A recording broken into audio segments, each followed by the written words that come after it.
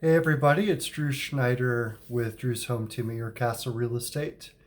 And you may have heard me discuss the lack of inventory for the last few years, but especially this year. It's quite low, it's down significantly from last year. One of the reasons behind that is because there's this vicious circle of sellers wanting to sell their homes. They have a lot of equity, they want to be in a different home for whatever reason, but they see there's nothing to buy. Well, then they don't list their home. And if they don't list their home, there's nothing for somebody else to buy. So there's this vicious circle of lack of inventory going on. And one of the main reasons is because sellers are having a hard time understanding how they're going to transition from their current home to their new home. Generally, there's three ways to do it, and I'm going to kind of give you a bonus one as well. The first way is to buy first. So what you do here is you get pre-approved with a strong local lender. Many people can't afford to buy first, and that's okay, but this is the first one we're going to go over, so just bear with me for a second. If you can get pre-approved to buy first, that means you can go shopping for a home. You're non-contingent, which means you don't have to sell your home first. Once you're under contract on your new home, then you can list your current home. And you know that when you list your current home in this market, it not only will go quickly, but it will likely go for 10 to 20% more than the current sales have shown us it probably should sell for. So that's a bonus for you as the seller. Now, of course, when you buy first, you have to have some funds for a down payment. There are a couple ways around that.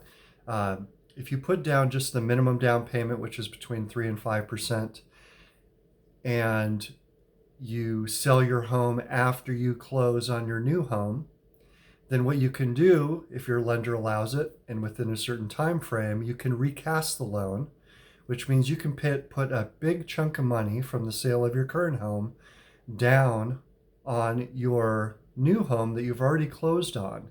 But the lender will re-amortize the loan, completely changing the payment with that lump sum payment taken into consideration. The rate doesn't change, of course, but the payment does, so it's where you think it should be with that larger down payment. So some people don't like the risk of buying first, I understand that, but if you can qualify and you have enough for at least 3 to 5% down, it can definitely be a good way to do it. The second and most popular way to transition to a new home is to list your home and then ask for 30 to 60 day rent back period. And this is very popular now because they know you're going to sell your home quickly, and then you need to go buy your new home. The problem is you really can't be contingent in this market because it's too competitive. So really with this scenario, you need to wait until your home closes or is at least a few days away from closing before you go shopping and put a new offer in a new home. So that works. I'll get back to that one. Stay with me. The third option is to do a double move, just straight up double move. Some people are so risk averse that that's what they prefer to do. They want their home sold. They're going to go live in an apartment or some kind of efficiency place for a month or 2 months until they can get under contract and close on a new home, and that's fine. What I'd like to offer is maybe a hybrid between options 2 and 3. Because it's most likely that you're going to make 10 to 20% more with the competition on selling your home, why not use this as an adventure?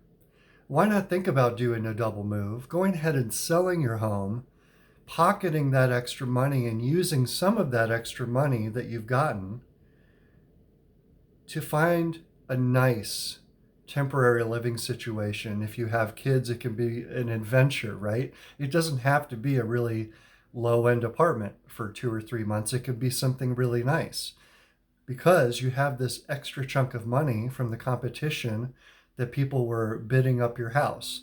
That could be 30, 40, 50, $60,000. So take just a small chunk of that, say, let's put a 3-month window in place, and we're going to go get something really nice to stay in. And that way we can do a double move, in style, in comfort, with a sense of adventure behind it.